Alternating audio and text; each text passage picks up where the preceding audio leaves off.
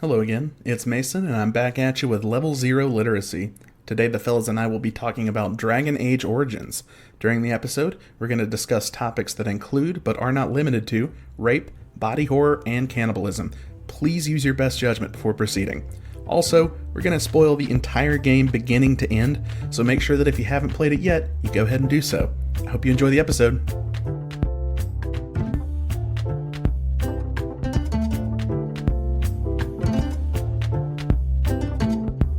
Hello, folks, and welcome back to Level 0 Literacy. I'm Buck, and I'm joined, as always, by my co-hosts, Sam. Hey. And Mason. Hello. And today, we're going to be talking about Dragon Age Origins, the first game in the Dragon Age franchise. A game released by Bioware between the release of Mass Effect 1 and Mass Effect 2. This was Bioware's attempt to meld their own D&D experience from making the Baldur's Gate games and what they've done making the Mass Effect games and put it into their own fantasy world without the D&D baggage. This involved making their own combat system for this game, but the combat system is not the topic of this podcast. The story. Otherwise, we'd rant. We'll talk about it a little bit. Yeah, we'll get into it. We'll just rant. And the gist of the story is that your character becomes a Grey Warden, and a Grey Warden is a style of warrior in Dragon Age's world who is specialized in fighting a kind of scourge on the earth called Darkspawn, who are like this world's orcs, effectively. Tolkien orcs. I call them, I kind of think of them as zombies. Yeah, very similar. And the actual beginning of the story changes drastically based on your race and background in this game. Honestly, cool feature. Yeah. That's like a very common thing, that a common feature people want out of WRPGs is background based opening sequences. This is the only game I've played that has that. It's pretty cool. So I figure the best place to actually start in terms of our talking about the story is talking about how our characters started and maybe evaluating those particular stories. And it'll give everybody background as to a little bit of how we might have made other choices in the game. Yeah, so I played a elven mage named Nostros, and I gave him a very big nose and tiny other features.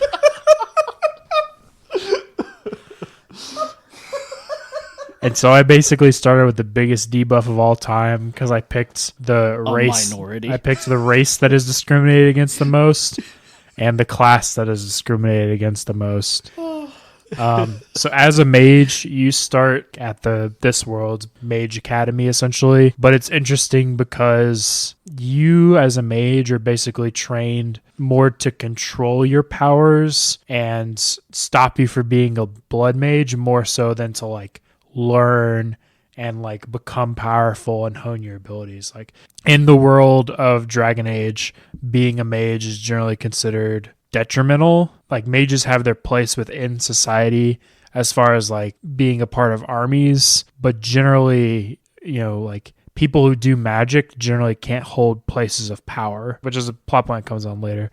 So essentially, you're in this mage tower. You have to go through a process where you go into the Fade. And you do battle with a demon to like prove that as a mage, you're not going to like give into the powers of evil. And then you have the option to help one of your fellow mages destroy their phylactery, which is not like a Lich's phylactery.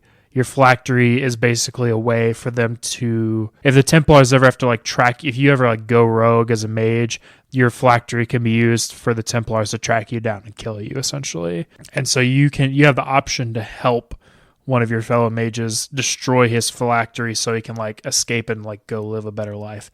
I chose not to help him because I was like, I have no skin in this game, and so I didn't. And I ended up getting him arrested because I wasn't going to like put myself in danger to help this guy that the game insisted was my friend, but me as personally had no connection to. And the other like big lore piece of information you get in the Mage Tower is they essentially do what I would equate to a lobotomy to some of the mages, where they're called the Tranquil, where essentially they just take away all your personality and you just become very like calm, one notes. It's hard to describe thoroughly, but They like remove aspects of your personality and you're like left with just like no sense of self and like only like vague survival senses. So like Tranquil you meet in the game will be like, you can threaten them and they'll just be like, well, I would not like to be robbed. Please don't do that. Yeah. They don't like react. Yeah. I would equate it to lobotomy, but so that was my experience. That was like the first thing I experienced interacting with the world. Can you become tranquilized? No, you don't get the option to. You kind of interact with the Tranquil.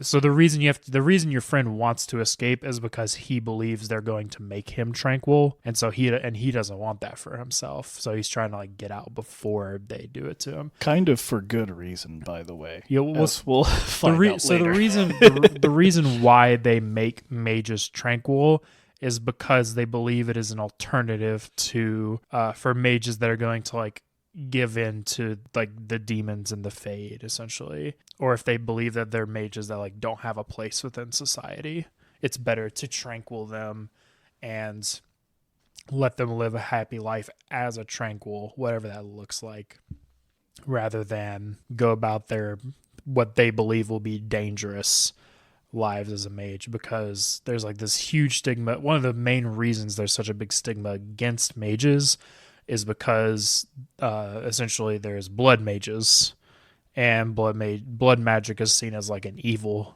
because it's very powerful, but it's very easy for blood mages to slip up and like give in to like accidentally release demons onto the world. So it's just there's a constant tension of like the mages are like looked down upon because it is believed that it is so easy for a mage to like do irreparable harm to the world, essentially. Well, so it's because of their connection to the Fade. Yeah. If they get possessed by a demon, it is way worse than a general possession. Right. And we'll get into one of those later in a little bit. a lot of the driving conflicts of the mini, like the smaller arcs, have to do with either rogue mages trying to enact revenge on other mages, or mages like losing control of themselves and then demon outbreaks happening. I can see like they do a good job showing you why it's not necessary, but like why society is structured that way. Even though, like, you can recognize that there's like a type of oppression going on to the mages, you do get to see like what happens when things go wrong. Yeah. Right. And it's horrifying. Yeah. Right. It's really bad for everyone. That's one of the things I enjoyed about Dragon Age's narrative, is that there are a lot of like the very typical high fantasy tropes in the game, especially with the dwarves. But, with the elves and the mages, I feel like they kind of were willing to go against the common cultural norm of what we see from these types of people in high fantasy, and just like try something different with them, which I think is commendable. Yeah. So Mason and I were both the dwarf commoner background, right? Yeah, which sucks. Oh my god, I didn't think commoner. I thought commoner. I'll let you. I mean, you can. Yeah. So the dwarf society is, in my opinion, very confusing because of the responsibility dwarves have. Also, just their proximity to the darkspawn and just what they've gone through. I'm surprised their society has ended up how it has. But dwarf society is incredibly stratified, very strictly stratified. There are nobles, there are people who do skilled labor, and then hold on, above them, or right below the skilled labor people, dead people. Yep. And then below the literal dead, the castless. Yeah. And the castless effectively live in the rundown hovels and are literally branded at birth. And when you're a dwarf commoner, that's what you are. It's terrible. the dwarven dust town where you start the game is just beggars and organized crime. Even your casteless society is subdivided into people who will do terrible things to get ahead and people who won't, because you're so forgotten by the rigid dwarven caste system that the only way up is to, there's characters who sell their family into sex work to be like concubines for nobles so that they get subsumed into the noble class. There's racketeers and basically like mobs. And then, what's left is beggars. Do you think the dwarvish society is like the most messed up of all the racial societies? That you see in the game, yeah. Yeah, I think so. Because the human society is fairly normal-ish. It's actually, weirdly, it's almost representative democracy. Yeah. Almost. Yeah. A little bit top heavy on the wealth to representation. Yeah, it's like if you took a medieval system but made it more democratized, but not like fully democratized.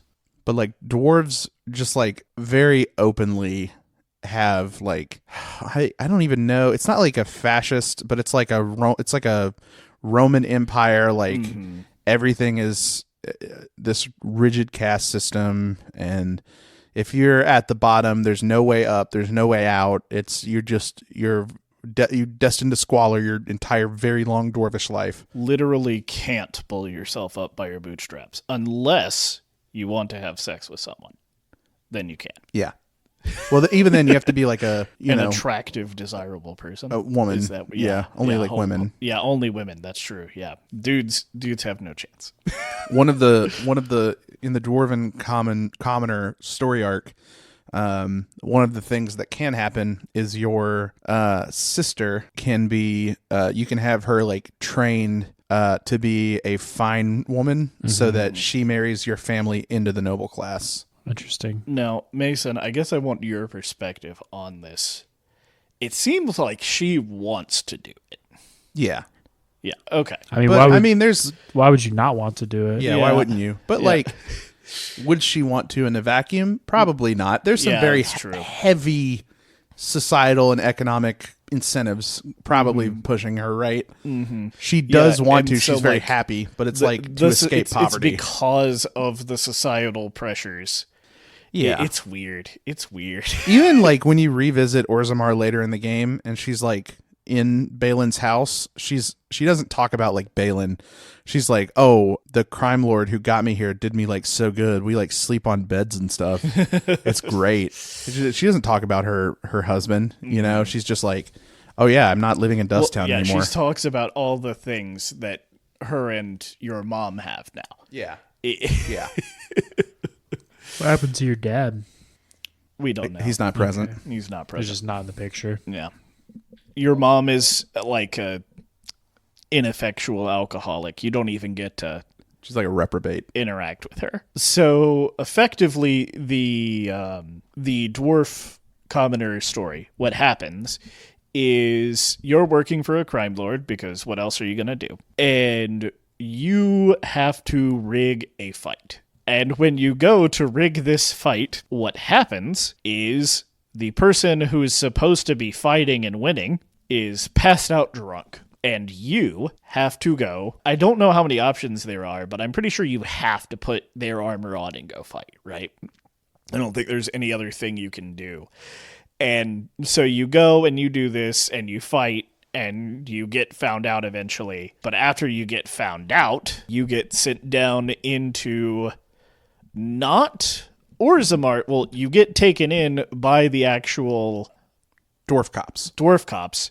But then you get moved to Crime Lord's jail, and you have to escape from there, and eventually, I'm pretty sure there's no option, you just end up killing the Crime Lord. And while you're doing this, Duncan, who is currently the leader of the Grey Wardens in Ferelden, is watching you and recruiting and looking for people, and ends up picking you at the end of this. Yeah, for the mages, Duncan just like shows up and is like, I want some mages. You look good. Yeah, I'll take you. You have no autonomy, so you're coming with me. Yeah, he literally goes to the first enchanter and is like, I'm looking to recruit some mages into the Grey Wardens. And Burst Enchanter's like, well, we'll see about it. And then you walk in, he's like, what about that guy? It's not exactly that, but that's kind of how it goes. I actually think the next segment, the battle after you become a Grey Warden, is like one of the coolest ones. Just because that part of the story highlights like what the Grey Wardens are, and like what Ferelden's society has to do in order to stave off Darkspawn, and it's like really, it's sick and gruesome. It is. So in order to become a Grey Warden, one of the things that the Darkspawn do when they go to make new Darkspawn to expand their army is they will feed bits of Darkspawn flesh to people, which will cause them to go crazy and eventually turn into Darkspawn if like they don't. Zombies. Yeah, if they don't Kind like of. fend off, it's reverse zombies, but Yeah. if they don't like fend off the sickness, which you can like live it, but you just become kind of like an insane person. So what wardens will do is they'll drink a very small amount of like a non-lethal amount of Darkspawn blood, which is lethal to some people because some people will just simply die and they get like killed on the spot, so they don't become Darkspawn. And then the survivors are just enough connected with Darkspawn that they can like sense when the armies rise up from the deep roads to start a blight. So like you have a innate part of you that has like done this horrific thing that for most people is like a fate worse than death, and they keep it very secret so that they can continue to recruit Grey Wardens, because otherwise no one would do it. Can always like turn it down. Well, kind of. Mages can't, but they're not people. Well, I mean, he killed that guy. Duncan did kill a guy. Well, they have to keep it secret. Yeah, I know. No, you can turn down being a Grey Warden. Yeah. Once you to go a through point. once you go through the ritual called the joining, Well, he didn't go through the ritual. yeah, you're done. He didn't go. He was at the ritual. Yeah, that's yeah. He's there. I don't think it was just. I personally don't think it was justified for Duncan to kill that guy. I don't remember his name. I don't know. I think Duncan did what he had to do. I mean, the dude would have died anyway. He would have died. He would have died. So, That guy was never making it through the joining. Well, yeah, not but he even the didn't want joining. to do the He joining. would have. Yeah, So he would have told everyone there'd be no more he Grey wouldn't. Wardens. Why would he do that? Because because he wants to. if even one person. Were to actually go around and so that's the interesting thing I think about this whole world, right? Is like there's a lot of bad stuff that happens. I think it's mostly exclusively bad stuff that happens. And so like the fact that they can maintain society at all is impressive to me. Miracle. I was gonna get into this soon. But I guess to give everyone context for the people we were talking about, after you are recruited by Duncan, you end up going into some wilds to gather some things, including Darkspawn blood yourself, with a few people, including another Grey Warden. Sir Joffrey, is that his name? No, you're talking about Alistair. I'm talking about Alistair. Yeah. No, I'm talking about the guy that dies. Oh, I don't. They all die. Yeah, but Yeah, fair enough. Sorry, Their names aren't super important. yeah. And the other people who were to go through the joining with you are not successful. Yeah. One of them drinks the Darkspawn blood and dies, and the other one, having seen the first guy drink the Darkspawn blood and die, tries to leave, and then Duncan kills him. Well, and I mean, my other thing, I don't know. The thing about the justification and all that, like, who is the guy that gets killed? Is the guy who gets killed the criminal? No. He's just like a family man. Oh, well, damn. You know what? Now that I'm thinking about it, now that we're talking about it, I don't think Duncan is justified because Duncan is the recruiter. Yeah. Yeah, it's true. So he recruited that guy Yep. thinking that he would be A good Grey a Warden. good Yeah. Grey Warden, and then the dude chickens out, and Duncan's like, well, Now I have to kill I you. know that I brought you here and I promised you this life as a exclusive warrior that's like got special diplomatic powers everywhere, but now I have to kill you because I did a bad job. Yeah, it's a little. Yeah, I don't know. I feel like to be a Grey Warden, you really need to like not have a lot of ties. yeah. Which I think if you look at most of the backgrounds that are available, your character doesn't have a lot of ties, regardless of like whatever state you end up in. Even so, my playthrough I did a mage, but then over the last like week I've been watching like a compilation of cutscenes from the game, and this person did the noble background. And even the noble background, your family, like the only family you really end up with is your brother, and your brother is like in the front lines of that first battle with the Grey Spawn. So it's like he's probably dead. I didn't watch far enough into it to find out if he's actually dead or not. But like, the dwarvish background, it sounds like you don't have a lot of tie with your family. The mage one, you definitely don't. So it's just like the concept that you would recruit someone who has a wife and a kid on the way, if I remember correctly, or just has a kid, is just like, it seems just irresponsible. Yeah. Like Alistar, and we're skipping over some part, but Alistar is like an orphan bastard, right? Like that's his thing. So like he knows his ties, but he doesn't want his ties. Yeah. So it's just weird to me. I don't think Duncan's justified because like you look at a man just for the relationships around him, and it's like, how do you think this is what you need in your army, or is it just that you're this desperate to get? I think they were desperate because a lot of people talk about in the game how there's no Grey Wardens right now. There's so few in Ferelden, but like the guy who Duncan kills would be the person you want to save, not the person who needs to do the saving. I don't know. Yeah. It's just weird to me because it's like you survive, right? So what's to stop you from going and telling people, hey, you're gonna die in this ritual. You might die in this ritual, right? Yeah, that's true. I didn't even think about it that hard because you spend so little time with those guys. It had a big effect on me because I remember playing that scene. I was like, wow, Duncan's a horrible person. Honestly, like I understand why he has to do it because there needs to be Grey Wardens to like fight this zombie horde, but it's like ends and means. Is it justifiable to kill people to keep these things away? And I guess it is to a point, but Speaking of which, Buck, can I please talk about the society in this game? Sure. You got Jokerify a little bit. Everyone is such a fucker.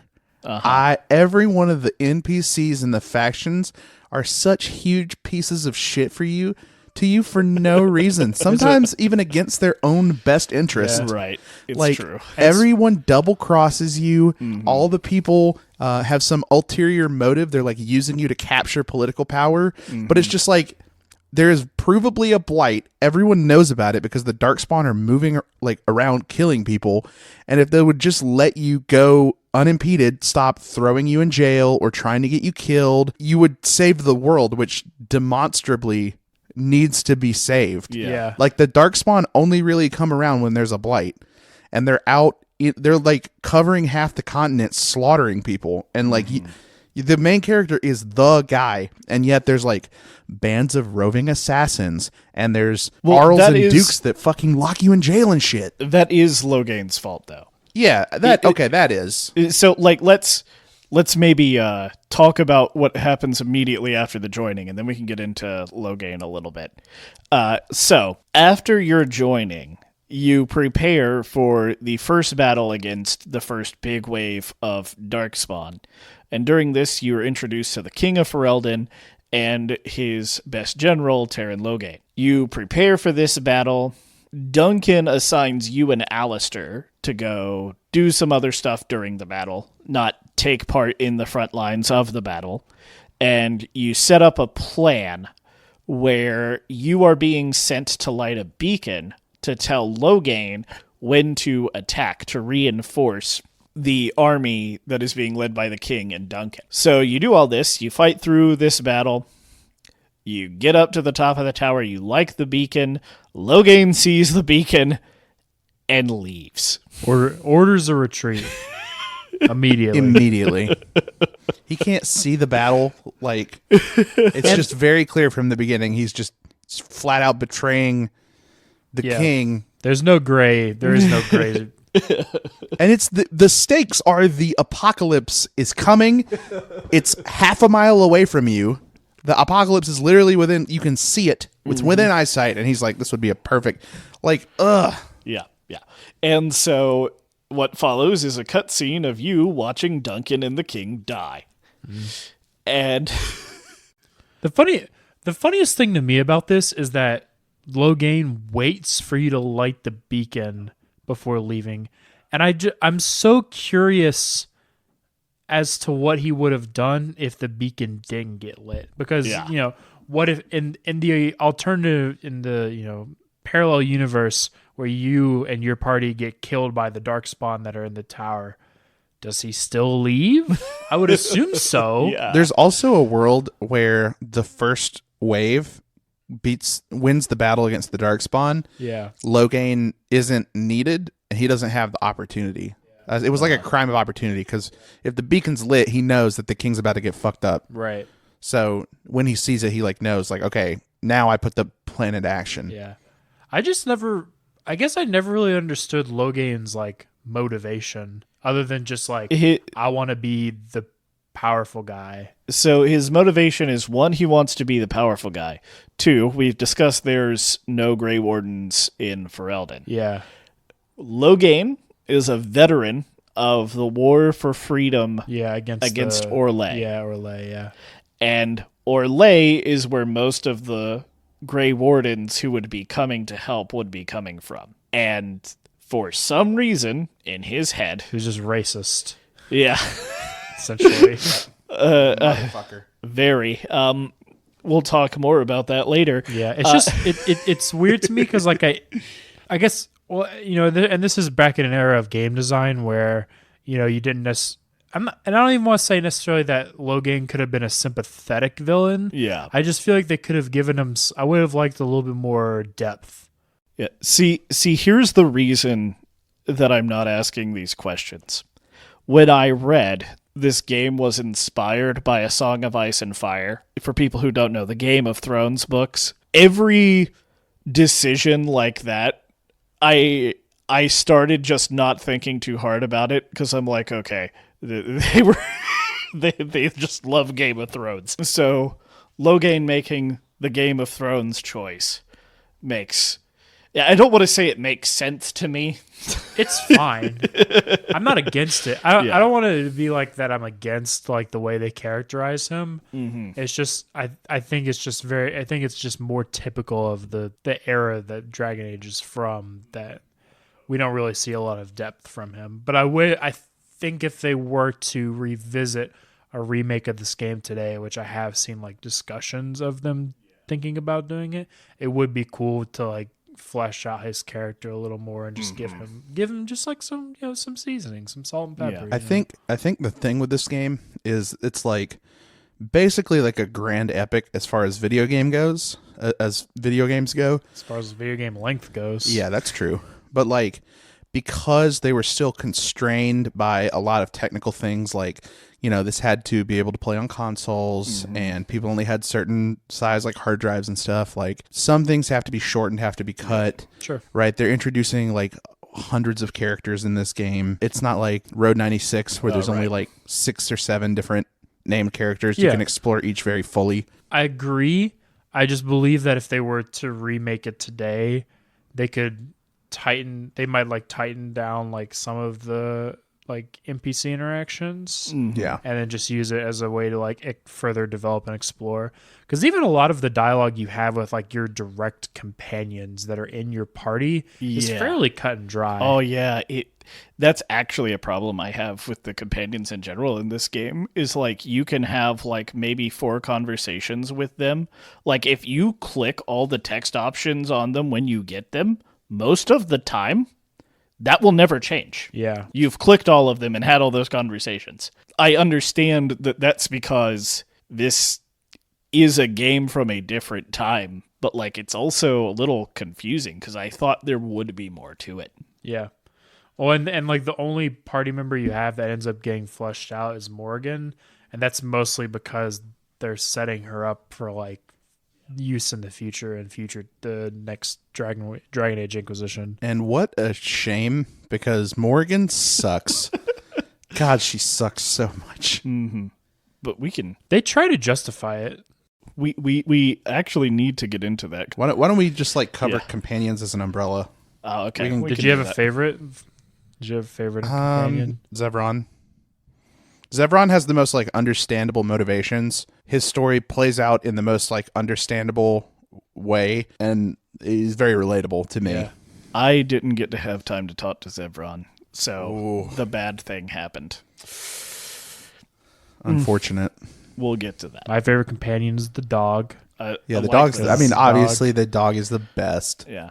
Like, I would say the person I enjoyed talking to the most was, like, Liliana. Because, like, she's, like, one of the more knowledgeable people about the world in general. Yeah. She does the most world building of any of the characters. I am surprised. You and I, every time you talked about the game, I was like, we're playing the same. I cannot stand Liliana. Well, I want to be honest. I think that my, like, liking of Liliana is from Dragon Age Inquisition. Oh, okay. I played Dragon Age Inquisition, and I used her a lot in Dragon Age Inquisition, and Dragon Age Inquisition fleshes out the characters way more, gives them way more depth, makes them way more interesting, but that's not the game we're talking about. Right. My favorite, my next favorite companion, though, is Sten. I like Sten. Sten's cool. I just like that he's just a very straightforward. I like he has a kind of mysterious air about him because he's just like I like it because you learn a lot about him and his people by the way he acts and not what he tells you. Right? Everyone else is like, oh, this is my back. Morgan's like, oh, this is my backstory, and this is what happened to me with Flemeth and like all this other stuff. And Sten's just like, I want to fight things and kill them, ideally. And like, you're doing a really bad job leading us because we're supposed to be fighting and killing things, and we're just not doing that. So I want to fight you just to make sure we're on the up and up. I found he was a little troublesome in that way. Yeah. Specifically from that specific trait of his, that he always wants to be in the midst of battle. I was doing the Urn of Sacred Ashes part of the game, which is a required story quest. It is not a side quest. And he would like chime in and be like, hey, where are the Darkspawn? Should be fighting Darkspawn right now. Noticed we're not. And then I would get like Sten disapproved -10. I'd be like, what? We have to help this guy. So hilariously, the only place I used Sten a lot was the Dark Roads, so I never... Oh, he loved it. Yeah. I bet he ate that shit up. Sicko. God. That was when I benched Morrigan because I got tired of wiping every combat. Yeah. That's when I benched Liliana. That's when I really started to turn on Liliana, because I was like, it's so hard to outfit rogues. Oh my god, this is such a dumb aside. I got her ranger AI to work. I had Spectre as a ranger. I took the time to set all the tactics right, so she didn't go and just stand in the middle of a group of enemies. I never touched the tactics system. That might be why I sucked at the game. Yeah, so the tactics system, like, that's why I used her, is because she's spec'd as a ranger, and that's what I needed. I have plenty of melee combatants. I have a mage. I need somebody with a bow, and she's like your only option. Well, I played a ranger with a bow, so okay. I made her go into daggers, and then I got Zevron, and Zevron. I was going to say Zevron is much better at that. So I ended up benching her a lot. How much do we want to talk about Morgan? Do we want to? Not too much. Okay, I feel like her story is she's really the only companion that actually has a story. Yeah, she but is. It's even that is just like, please free me from Flemeth. That's kind of the whole thing. I think Flemeth is a really cool character. Flemeth is a much Very cooler interesting. character than Morgan is. So I have to stop here and ask you guys to explain this to me, because I hated Morrigan so much for just not caring about the people in trouble that we ran into, that I didn't want to talk to her. Right. So, at the beginning of the game where your Grey Warden buddies are like, uh-oh, this is the Witch of the Woods. Mm-hmm. Witch of the Wilds. Witch of the Wilds. Flemeth is the Witch of the Wilds, not Morrigan. They kind of mistake her for it at the beginning. Turns out what's happening is Flemeth is this immortal being. Every so often, she'll go out into the world and she'll have a bunch of children until she has a daughter. She'll raise the daughter to be young, this is going to sound gross, a young age where she can breed and have more kids. And then she'll, through magic, kill the daughter and transfer her consciousness into the dead body. So she lives forever by way of zapping herself into her new kid. Yep. Morgan is getting to the age where Flemeth is Flemeth is obviously very old. She's close to dying. So Morgan thinks it's about time where Flemeth is going to take over for her. The way you learn this is you find Flemeth's basically diary in the Mage's Tower. I don't remember what they refer. It's like a codex. The Black Book. The Black Book. You find that, and it's a special Morgan only gift. It starts the Flemeth quest. Eventually, you can kill Flemeth. You can go to kill Flemeth. She's a very hard level 20 dragon. She's very difficult. Yeah. But Morgan suspects you get Flemeth's actual spell book, and Morgan will be she's just going to reform her body, but I'm going to run away so where she can't find me ever. If you leave her alive, Morgan seems to suspect that Flemeth is going to be able to find her. She's just kind of buying time, trying to get her plan. If you don't kill Flemeth, is try to hide long enough to where Flemeth's body dies, and then she dies. But if you kill her, she'll be I think there's a really good chance that I'm going to hide myself so far away she can't find me. And I'm going to have your kid. Yeah, so that was the thing that came into my mind at the end of the game is you're having a kid. Sounds awful suspicious. Oh, the kid has a really powerful soul in it? Yeah. I wonder why you want that. The soul of an old god. Yeah.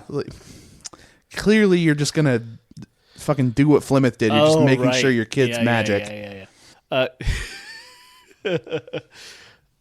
Spoilers for the end of the game. Yeah, I almost wonder if they wanted you to engage more with the narrative, and so as a result of that, they felt that if they made the companions, and this is I don't think this would be true today, but in the day and age where they made Dragon Age Origins, if they felt if they made the companions too compelling, then you might pull away from the story they were trying to tell, and I think that is, and we see that is something Bioware gets away from. Because the next game they make is Mass Effect 2, which has your party members have very strong emotional ties to you and the story as it unfolds. To me, I remember nothing of Mass Effect 2's main narrative. I only remember hanging out with the companions and doing the companion quests. Well, it's because, and I don't want to get too deep into it, but it's because those quests are so important to how the main narrative plays out, especially at the end. But I don't want. We're not spoil. We didn't do a spoiler talk for Mass Effect 2, so I shouldn't get into. Let's not get into that. Let's talk about Redcliffe a little bit. So part of your joining quest was grabbing treaties from the Grey Wardens for mages, elves, humans, and dwarves to say they are contractually obligated to help you fight the Blight. And immediately after Loghain runs away, you and Alistair kind of pass out and end up maybe die. But Morrigan and Flemeth save you. And effectively what happens is Flemeth tells Morrigan, you have to go with them. And you make your way out of the woods into a town called Lothering. I don't think we need to talk about Lothering much. It's effectively a bunch of side quests.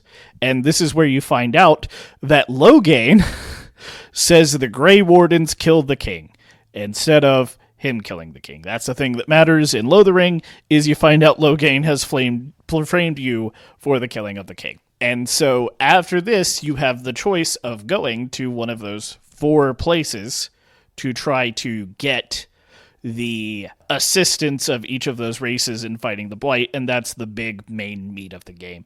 So Redcliffe is where you would go to find Arl Eamon, who would be your human connection for your treaties. Your most trusted human at this point, because you know you can't go talk to Terran Logain because he'll just kill your ass. The reason I want to talk about Redcliffe first is because I thought it was pretty interesting to learn how differently things can play out and depending on which order you do things in. So I personally went to Orzammar first, but in the video I watched, they went to Redcliffe first. And, you know, the first section of Redcliffe pretty much plays out the same, where the town gets invaded by the undead. You have to fight them off. You have to gain the trust of the villagers. And then Tegan's like, you know, I'll show you the way into the tunnel, like tunnels under the castle, so that you can get in and like fix whatever's going wrong. So one thing that I thought was interesting is if your rapport is good enough with Alistair will tell you during all this going on his like backstory. And he will tell you that he is the bastard son of the previous king, which Mason, I know you didn't get in your playthrough. Sure didn't. Oh, I did get that. I don't think did I even have him with me during Redcliffe? I don't think you had him out. Yeah, that would probably, That might have made a difference. So that's like one thing I found interesting is like just that information not getting revealed until later into that section of the game. After you sneak into the castle, in the jail cells down in the basement, there is Joan, who is the mage that has been poisoning the Arl and also was training Connor, the son of the Arl, because Connor is a mage. And you have the option to either free him or leave him to rot or kill him on the spot, essentially. So if you choose to free him, he will accompany you up into the main castle, where you learn that Connor has been possessed by a demon and is now kind of in control of the castle. He has mind control powers, essentially, and can summon the undead and all this other stuff. But if you had done the mage tower first and done that, you can go fetch the first enchanter and have the first enchanter help you with the ritual to remove the demon from Connor's body. But if you haven't done that and you free Joan, you can have Joan do blood magic to help get into the Fade and Connor to free him from the shackles of the demon. And to do this, Isolde, who is Connor's mother and the Arless, sacrifices herself. So Joan extracts the blood from her body and uses it in place of the Lytherium. Or you'll say lyrium. Lyrium, yeah. Yes. Because some of the names in this game are so hard. Yep. So instead of using lyrium, he essentially extracts the blood from her body and uses it. And later on, Alistair is just pissed at you for allowing a blood mage to do something so drastic. And I just thought it was interesting to see how differently that scene can play out. Just because there's some things in this game that always happen almost exactly the same no matter how you do it. I watched in Mason's playthrough, you sent in the first enchanter into the Fade. Yeah. And in this person's playthrough, they sent Morrigan into the Fade. And it didn't really make a difference. It was the same dialogue from the demon and everything.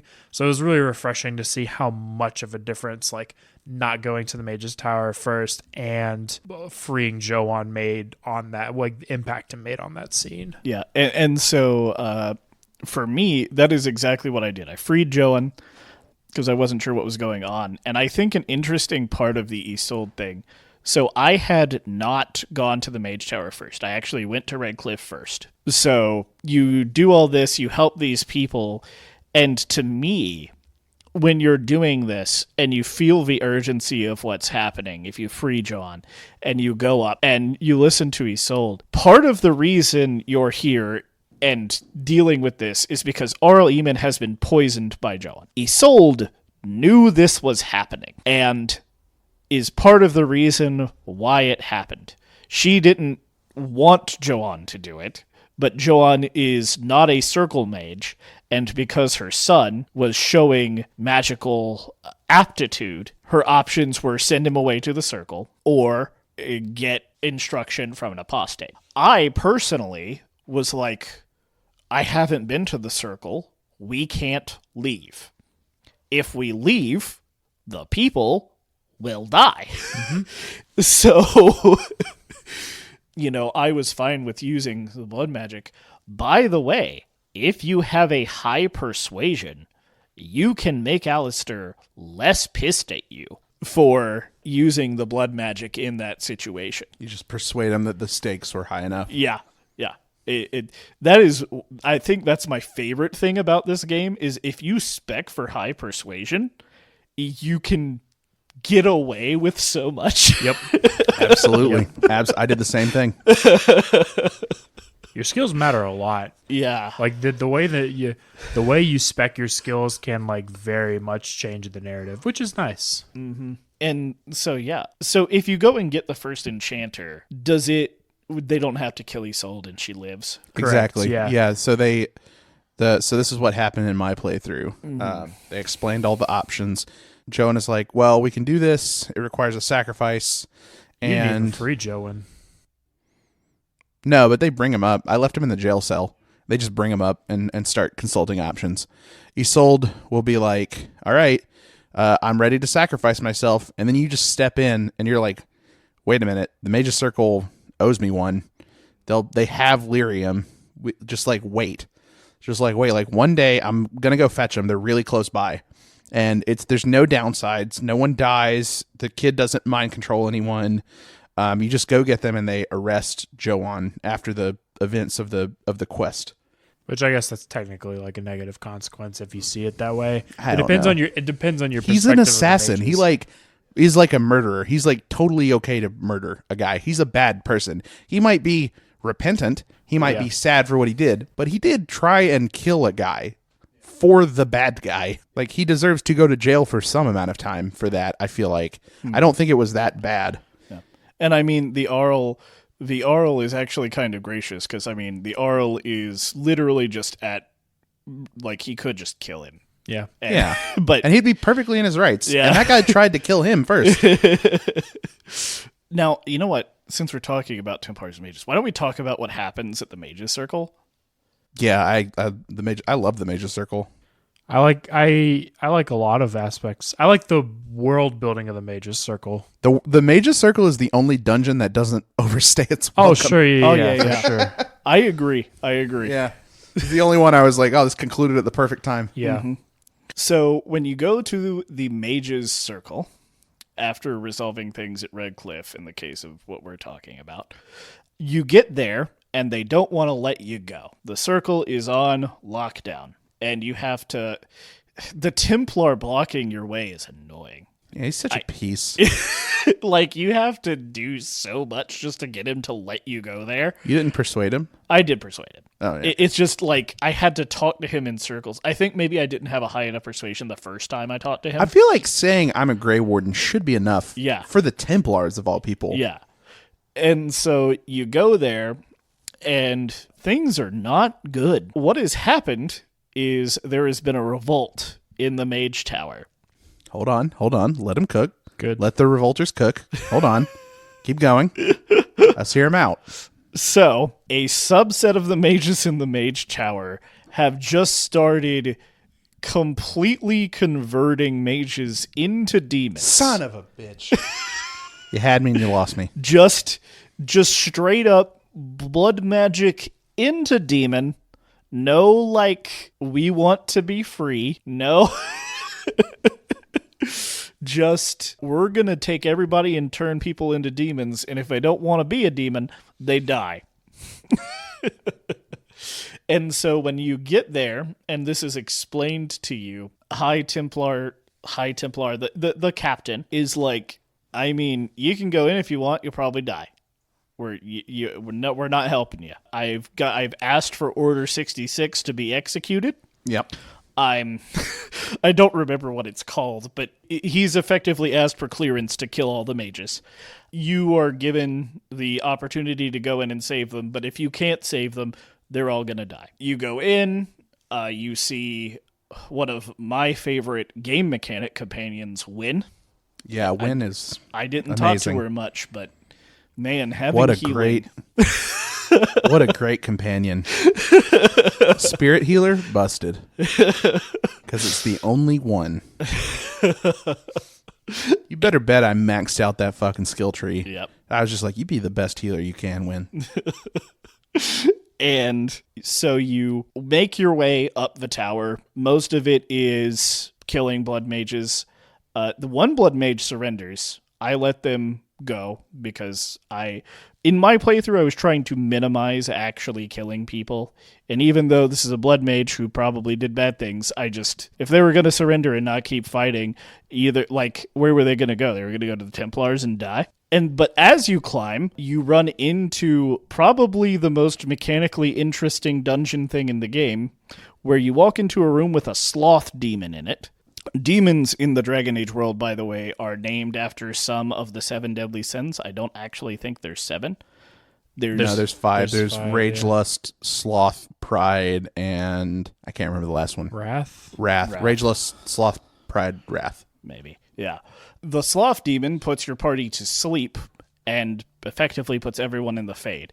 And then you have to do lucid dreaming dungeon where you transform into things and go through it.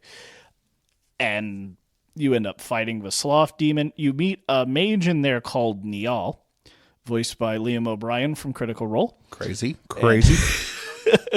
Young Liam. And he is the one who helps guide you through it. And he is also the person who was trying to stop the blood mages in the first place.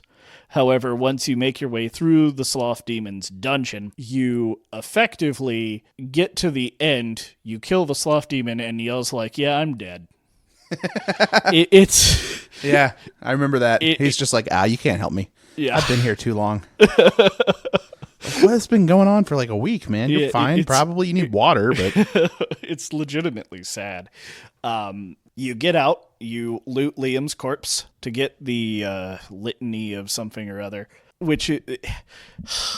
This dungeon was so cool compared to every other combat encounter in this true. game. It's the only one that had a mechanic like this. Yeah, and so this litany is an activated item that you need to make sure you put in your hotbar before you go to where you're actually going to fight the real final boss. Imagine having a hotbar, PS3 gang. Let's go.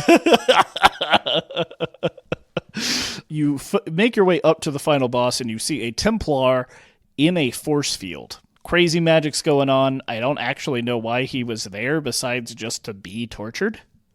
Because when you talk to him, the mages have been screwing with him. But he also just... I don't know why they haven't killed him. I don't know why they haven't done anything with him. He's just there. And he is where you make the big decision for this dungeon, which is, do you kill all the mages in the room or not? His argument, which is very weak to me, is some of them are blood mages. That means all of them are blood mages. Kill them all. Yeah. I think the evidence for his argument is supposed to be you are surrounded by the consequences of what can happen if you fuck this up. Mm-hmm. Right? You can see all around you the stakes. Right. They're just immediately all around you. You've been fighting through them. You walk into rooms and there's mages who have literally gone crazy just trying to not be blood mages and are killing themselves over it. Did you find the guy hiding in the cabinet as you made the way I through the did. dungeon? I later got a side quest where I had to go visit him. Oh. It was wild. He was participating in illegal commerce. Oh. Yep. And so I made the decision to not kill the mages. Did y'all also make the decision to Yeah, I not? didn't kill the mages. There's no reason to. Yeah, Also, I was my own kind, so... Yeah. And so what happens is you go in and you see the guy. I didn't talk to him. I just watch you turn this guy into a demon. I'm going to kill you. Same thing I did. That was another reason I didn't choose to fight the mages, because this was when I was still playing on normal difficulty and not casual. So I was like, I'm not going to add extra enemies to any of these encounters. I'm going to ruin my save file. And so what happens is the dude turns into like a giant, like twice the size of an ogre thing, and you're fighting this guy. And there's like an actually cool mechanic where you have to be watching what he's doing because he will periodically through the fight try to turn another mage into a demon. And if you use the litany, that will stop him from actually being able to do that. Such a cool thing. And then if you don't kill all the mages and you do that fight, you save the first enchanter. Everything works out. You talk to them, you bring them down to the Templars. And so I thought that this was like a really compelling interaction where when you bring Irving down, because you haven't killed him because you're not insane, he interacts with the head Templar, and the head Templar is like, hey, Irving, is everything okay? And Irving says, yeah. And the head Templar is like, cool. Like, and so the guy you saw in the barrier was like, no, we got to kill him. And then the head Templar was like, well, you're not the head Templar, so fuck you. Yeah, I like Irving. Irving is like the main redeeming quality for the circle of magi for me. He's like Magi. They pronounce it Magi, which makes me so angry. Yeah, he's like one of the more level-headed NPCs. Yeah. Can I talk about the Elf quest since you've both talked about yours? So going into this game, what I remembered was a very paint by numbers genre piece of a fantasy, like a high fantasy thing, right? And then when I went to go do the Elves side quest, that was when it like first hit me how good the writing in the game was for a high fantasy piece. You arrive in the forest where the elves are to find two warring factions of elves who are trying to reclaim this lost forest as a homeland because they're like nomadic during the events of the game, and werewolves. And it seems like it's going to be very cut and dry. The head elf tells you like, well, we didn't used to have this problem, but these werewolves were humans from a very long time ago. And what they did was they killed an elven child. And ever since then, we've been at bitter war with one another. And it's like, okay, elves, good guys. Obviously, they're elves. We all get it. Werewolves, bad guys. They're big, scary monsters. We get it. Along the way, you learn some like very interesting little tidbits. Some of the elves will be like, oh, yeah, a lot of the humans think we're immortal. Actually, it's just the leader. He's the only one who's like found the secret to be, or still has the secret of being immortal, and that's why he's the leader. You're like, okay, that's interesting. You go into the forest to start hunting down these werewolves, commit werewolf genocide, basically, is what he asks of you. They start talking to you. They're like, they're bipedal. They're talking to you. They're like, hey, this is not where you belong. This is our territory. You just need to leave. And they run off when you fight them. And it's like, okay, well, that's a little weird. So now we've got like this mounting series of like little undermines of the way these stories go. And eventually you make your way through this very long series of side quests and dungeons that, like a lot in this game, way overstay their welcome. Brings you to the center, to this court of werewolves. And they don't immediately attack you because they're like, hey, the entire time you've made your way there, they've like fought you and retreated and fought you and retreated. And you finally get into their sanctum and they're like, well, we know you can like win against us in a fight. We've done this. Please, we'll do whatever you ask. Please just don't make any rash decisions. And you know, the wheels are like really turning at this point. Like, why, you know, like these guys seem like very reasonable. I'm invading their home, which is like a ruined shitty castle. You get to the center, you find this woman who is the leader of the werewolves. You see her in all these very male gazy cutscenes where she's like fondling her titties, and you see her like you do in a lot of. Imagine a very humanoid dryad. Yeah, very humanoid dryad with big supple ass cheeks that the camera really focuses in on. And she's like, "Hey, listen, we're not doing anything to these elves. I need you to go back, tell the elf leader, we'll chill, stop, and you know, you have the option to be like, well, why did you like raid their camp and kill a bunch of them? And you know, all the werewolves will be like, because they deserve it. They're like coming out here to kill us all the time, which sounds crazy. So I personally agreed. I was like, okay, I'll go back, talk to the elf guy. Let's try and broker some peace. You find out that he's followed you into their sanctum. in order to ambush them, help you in your fight to ambush them. And he says, whoa, what are you doing? I still see her down there. She's not dead. We're going to kill her right now, or you're not going to get the help that the Grey Wardens need. And it comes to light that the child that was killed by the werewolves so long ago was his child. He swore, like, he caused the curse of lycanthropy to fall upon the humans that would eventually become werewolves, and has like never let go of it because his child died. Now, this curse is bad. I do want to emphasize that it was not just his child died. His child died, and his other child was sexually assaulted.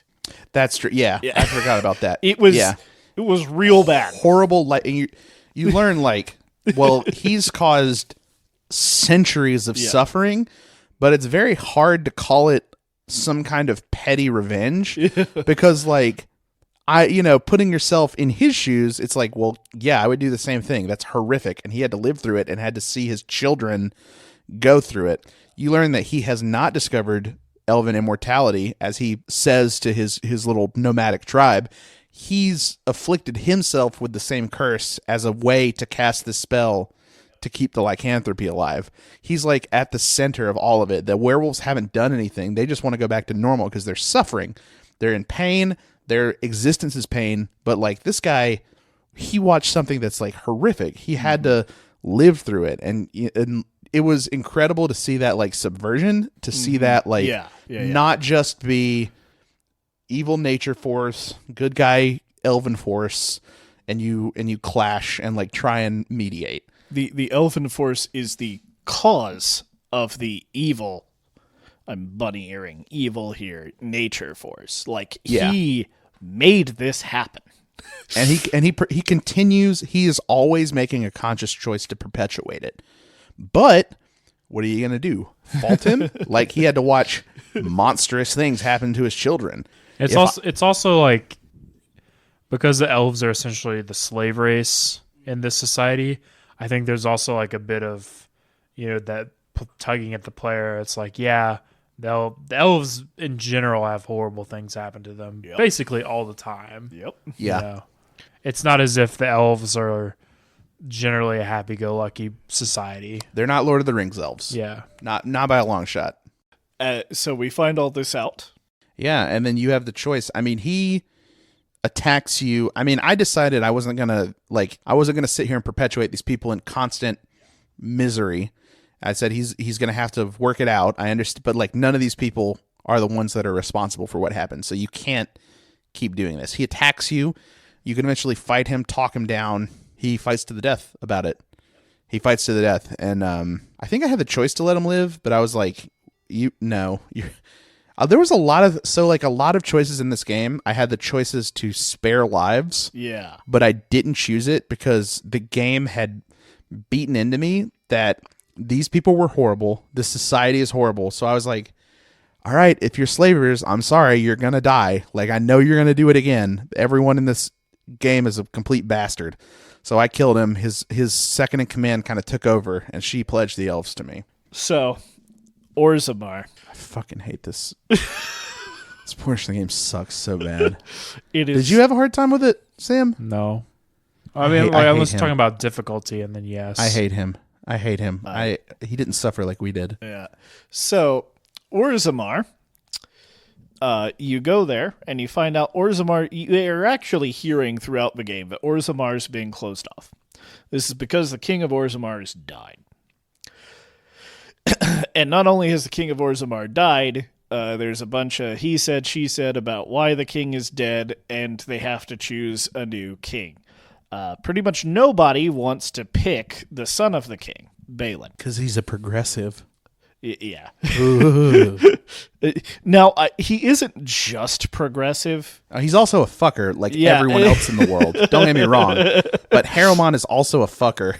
Yeah, but he's also wants to keep the caste system. And me, coming from the dwarf commoner background, there was no way I was going to stick with Harriman for various reasons. You said you picked Harriman, right? I did pick Harriman.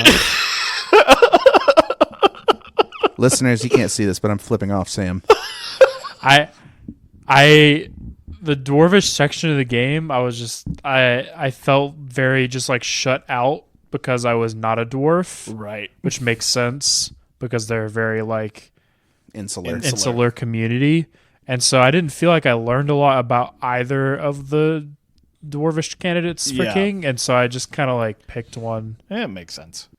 So, with the dwarf commoner part, the very interesting thing is that the noble that your sister has used to move up in the world is Balin. So, that's why I just chose Balin and didn't care. So, I guess, by the way, this is literally most of the story in Orzammar.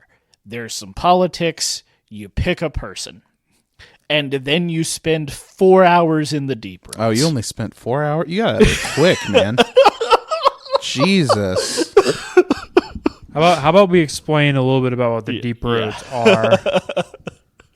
Because they're very important to world building, even though they're not super important to the narrative. So the deep roads are the remnants of dwarf society. Previously, there were 12 dwarven taigs. Which is just a fancy word for houses, like clans. Yeah, I think maybe I shouldn't have said taig. I should have said city. Yeah. Previously, there were 12 large dwarven cities. And the deep roads were the roads that connected all of their cities all over the earth. But guess where the darkspawn come from? It will never... I'm going to take a big bite of Could be cereal. anywhere. It will never be the deep roads. Hold on. I'm taking a bite of cereal. Go ahead and tell us. It's the deep roads.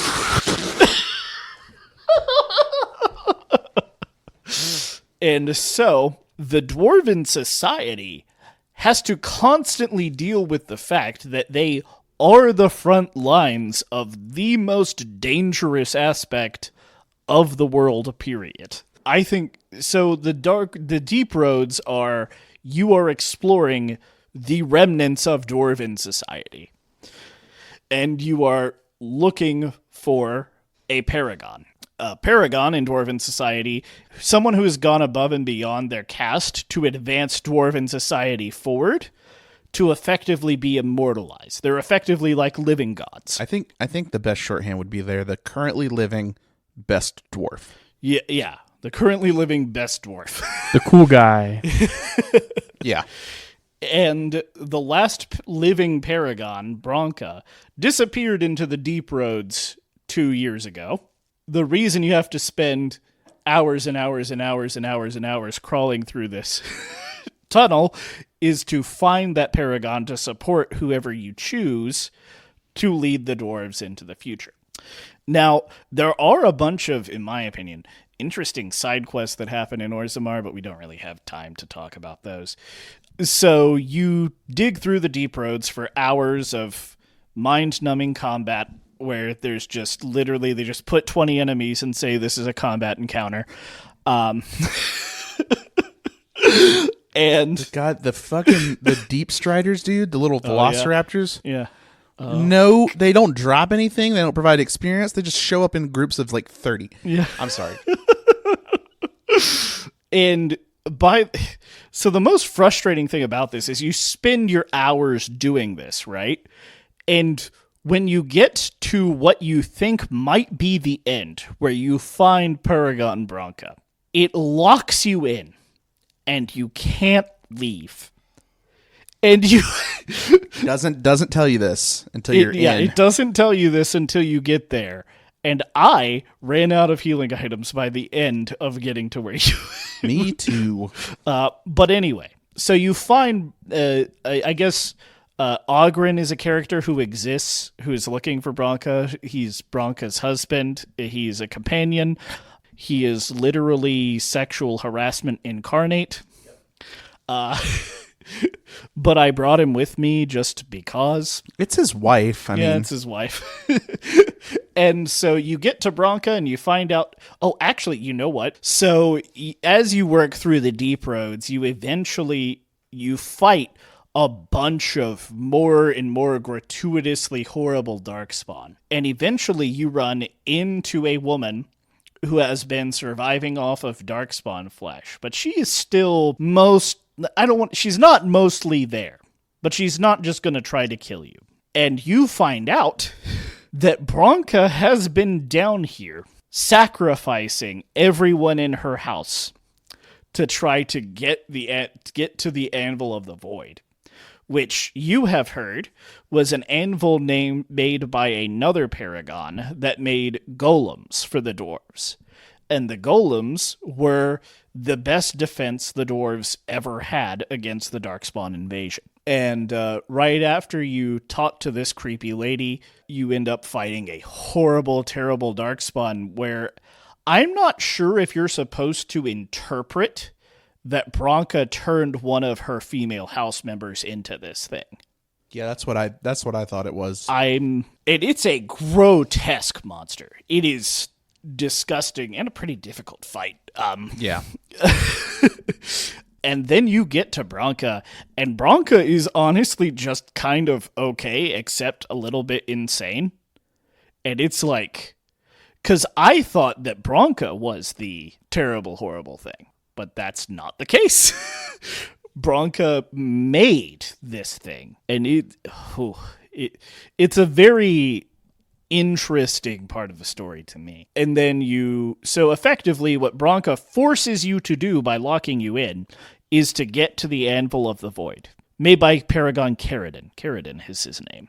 You do this, and you get through, and as you're fighting all these golems and doing all this, you get to the Anvil, and there is a golem who talks to you.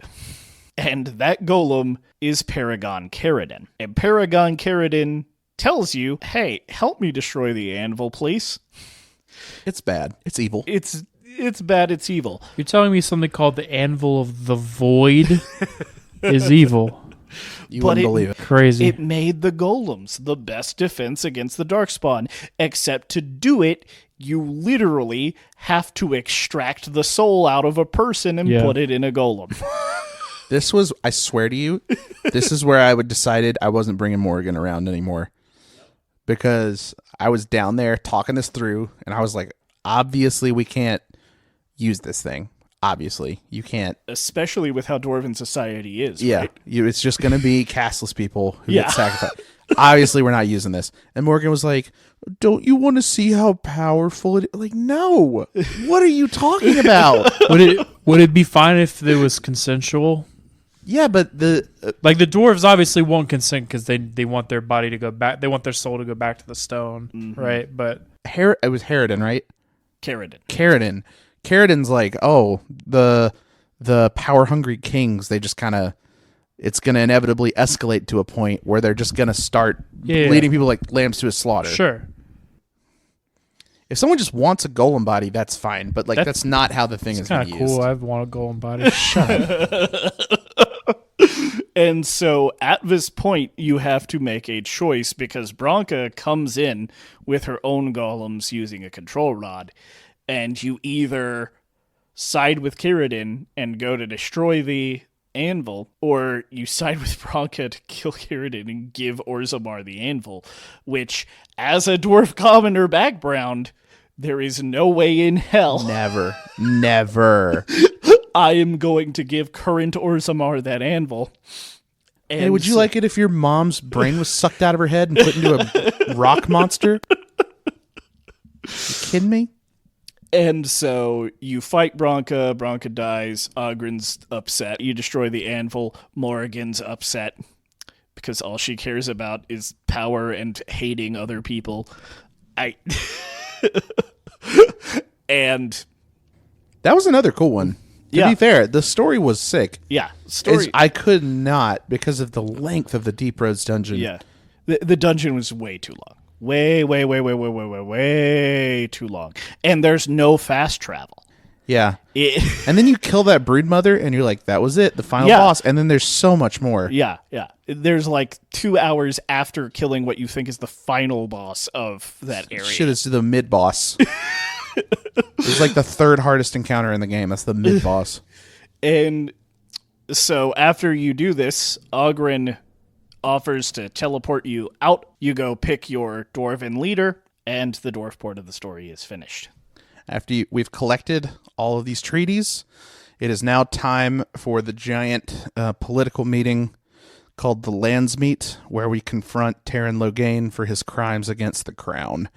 Of course, he resists the whole way, and he's tries to make a claim to the throne because his daughter is the wife of the king. And right before this lands meet, your job is to figure out how to convince everybody Logain is crap. Part of this is he was going to kill his daughter. Part of it is he literally let the current Arl of Ditterum torture people in his basement. Part of it is he is selling off elves as slaves. I don't know how the slave trade isn't enough on its own. Yeah. You can do if you do the slave. I did the slave trade. That was like what I harped on, and Yeah. I lost Yeah, the me debate. too. I was like, "Are you guys kidding me? Yeah. Are you serious right now? There's elves here." We've collected the treaties. It's time to face the Terran Logain in Marketplace of Ideas. We're going to meet him in the fair and free forum of debate, which is heavily stacked against you because the Terran's daughter is the current ruling queen since the king died. Your only claim to the crown is Alistair, the bastard child of the king. So most people don't really believe Alistair's story. Terran Logain has had this propaganda campaign running for the entire time you've been helping people that you killed the king. I lost it. I think I looked up the mechanics. I think I was pretty close, but I was not able to sway, even with all the side quests I did. Did either of you guys win the debate? I didn't finish the side quests. If I had finished, I think I would have won. No, I lost. Yeah. So whether you win or lose, Terran will challenge you to duel to the death. You can spare him.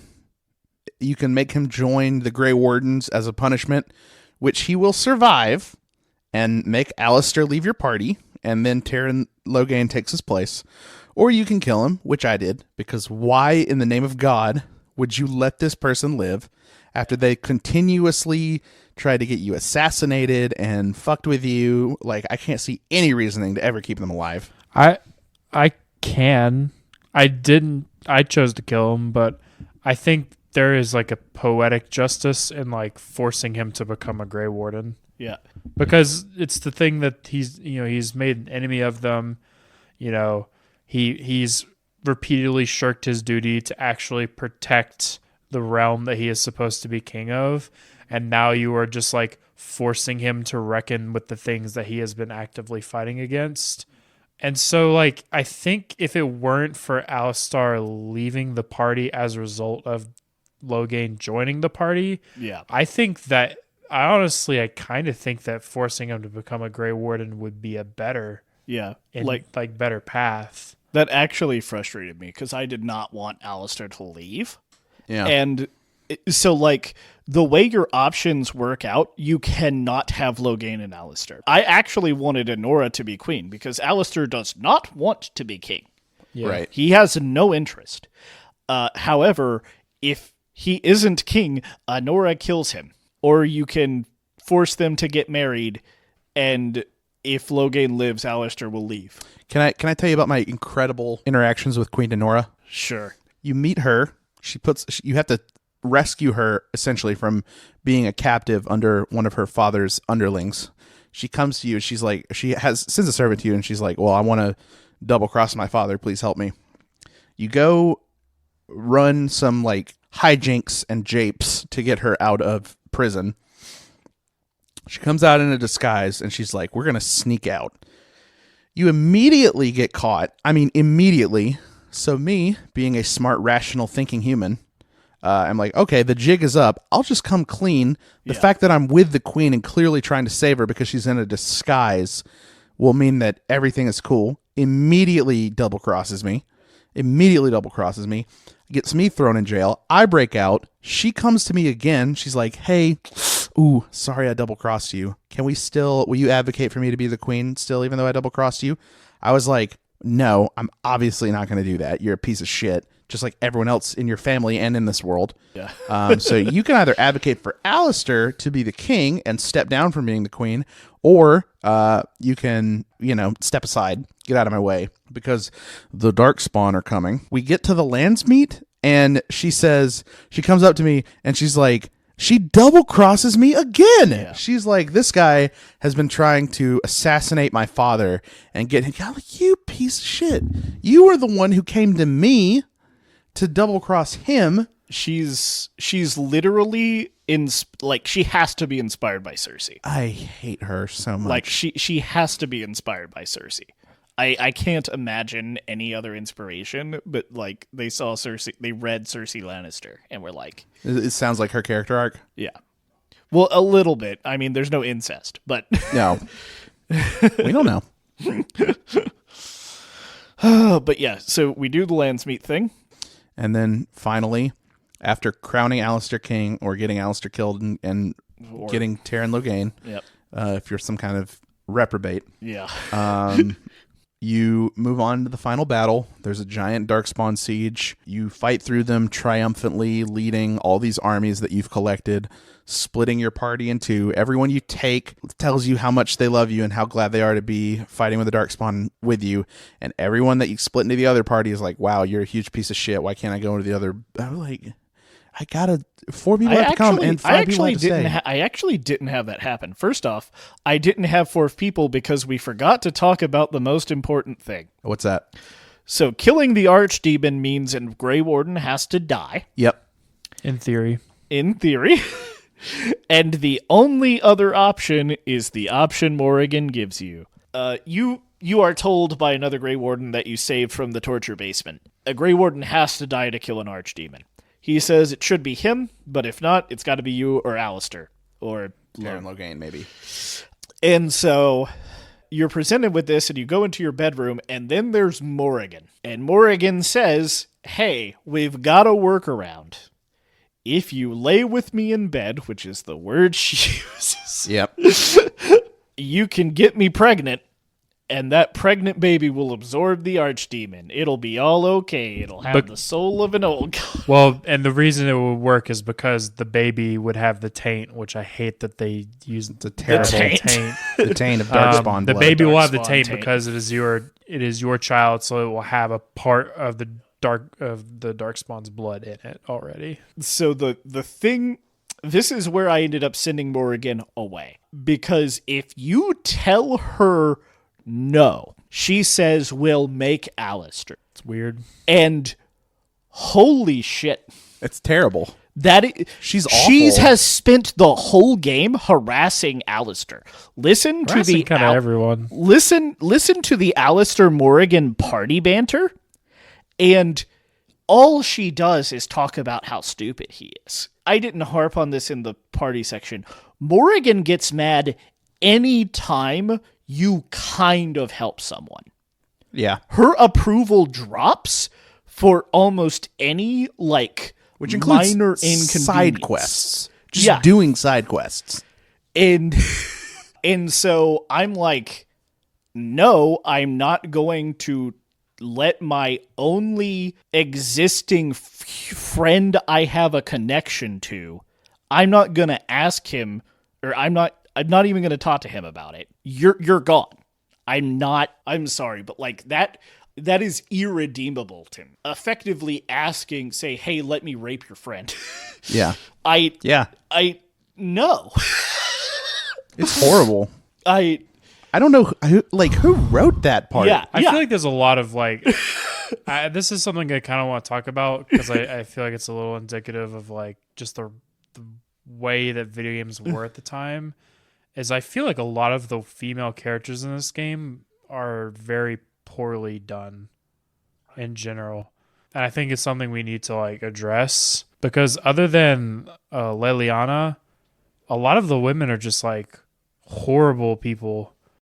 Win's good. Win's fine. But even the Arliss of Redcliffe, she brought an assassin into her home so that she could try to protect her son, and then blames what happened on him, even though it's her responsibility, and even though he didn't technically summon that demon.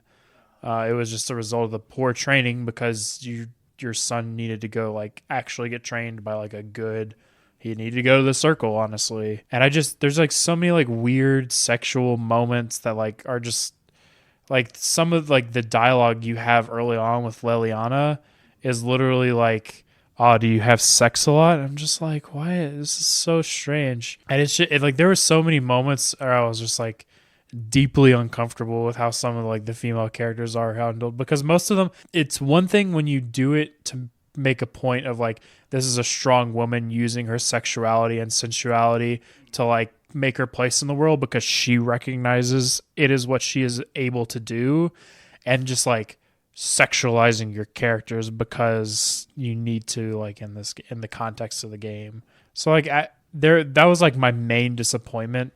And I know it's because the game is like a relic of its time, you know. And influenced by George R.R. Martin writings. I don't know. I found it, I'm not going to say like reprehensible, but like I found it was just disappointing that it's uncomfortable. There were opportunities to like have these be like strong female characters.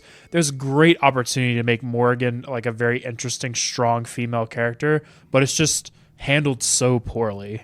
Yeah. And I mean, like, I kind of want to say that I think Liliana is a good example of what you were saying. Like, she used to seduce and kill people. Yeah. But she has gone to the Chantry and repented, and, like, she is now trying to be a better person. But looking back, her and Wynn are, like, effectively the only female characters that aren't like actively out to double cross people. Yeah. And that's not to mention that most of the party banter between the male members and female members is sexual harassment. Yeah, it's weird. Yeah. It's not great. It's weird. A smaller note, there's like less representation. I don't think so. Zevran is the only that I know of male party member that you can romance as a male. Yeah. Oh. I think he's like a decent representation of. I think he's a bisexual character at the time. LGBTQ. Yeah, he's somewhere like on the spectrum. he's the only LGBTQ character that I think of off the top of my head in the game. He's not bad. I mean, he's like written. Yeah. He's handled pretty well. He is, yeah. For the time, especially. Definitely for the time. Early, or late 2000s. I know for a fact that was one of the things people talked about at the time, was Zevran being like a positive representation. And it's very surprising to me that the women are treated so poorly and so bizarrely in contrast to him. Especially, oh my God. So I'm not proud of this. I did take Morrigan up on her offer to see that ending. That sex scene is so uncomfortable.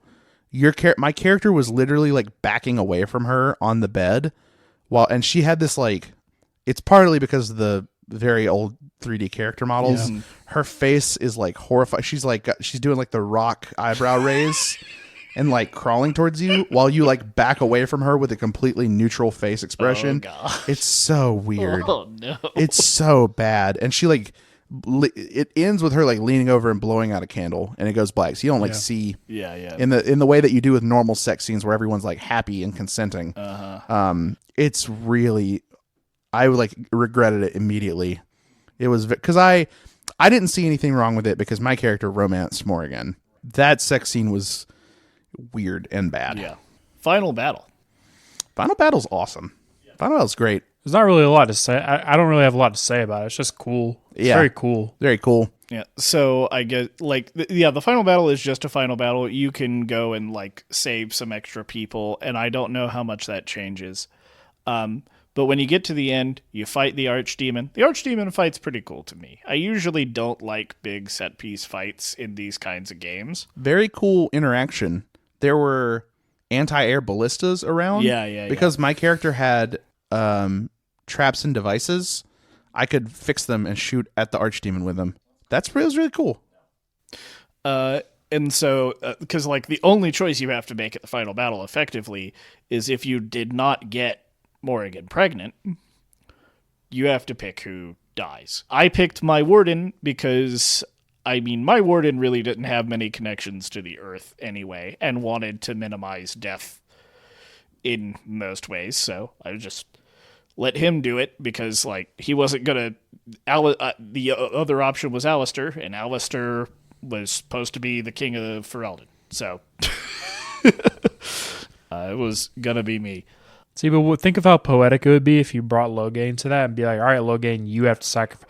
You have to sacrifice yourself because this is what you said you've been doing this entire time, and now you're actually going to follow through on your word. That would be interesting to do if I wanted to lose Alistair. I just don't think that the story would flesh out that way. I'm sure it wouldn't. I don't think it. I don't think you would have the option to like show him the error of his ways. I don't think it would play out like that, but as a player, that's Be how great. I would feel about Be it. great.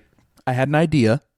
We don't have to do it, but since we're wrapping up, it would add exactly 3 minutes onto the length of the episode. We're at an hour 46 before cuts. I say we each get a 60-second period to vent about everything mechanically, not story, or maybe story-wise, just vent about everything you didn't like, because I know we all had somewhat negative impressions of the non-story elements of the game. Does that sound like a good idea, or do we want to Sure. not? We can do that. We can do that. All right. Who's Just get going a first? timer. I'm looking at the timer I'll right go. here. I'll so- go first. Yeah, go. Gotcha. Okay. Do not play this game. Literally, there is a YouTube video. I watched a YouTube video to recap. It was by someone. Just look up Dragon Age Origins full movie.